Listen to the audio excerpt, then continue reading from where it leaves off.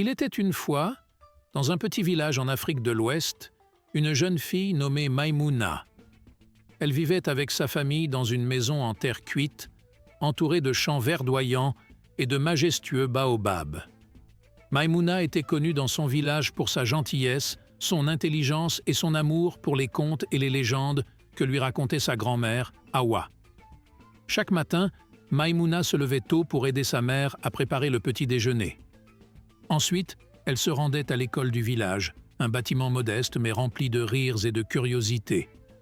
Maïmouna adorait apprendre et rêvait de devenir enseignante pour pouvoir, à son tour, transmettre son savoir aux enfants de son village.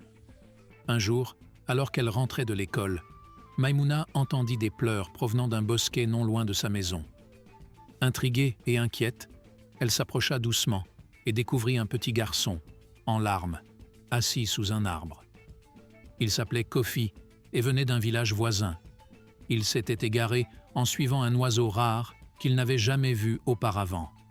Maïmouna, avec son cœur généreux, prit Kofi par la main et le ramena chez elle. Sa mère lui donna de l'eau et de la nourriture, et son père partit chercher les parents de Kofi.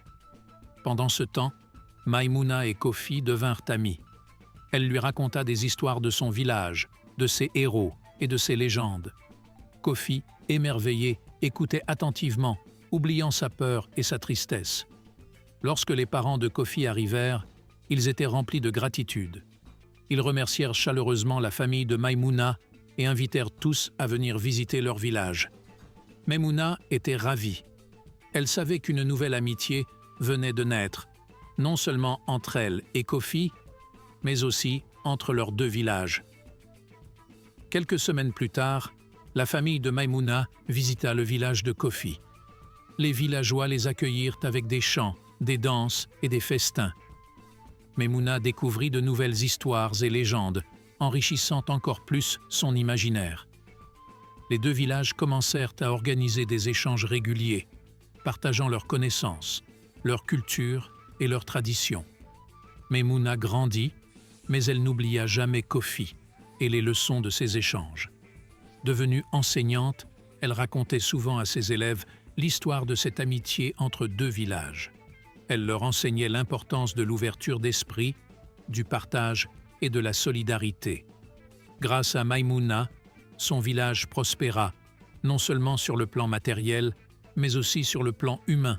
Elle devint un véritable pont entre les cultures, rappelant à tous que, malgré nos différences, nous sommes tous unis par les mêmes valeurs de respect et d'entraide. Et c'est ainsi que Maïmouna, la jeune fille au grand cœur, marqua à jamais l'histoire de son village et de bien d'autres encore.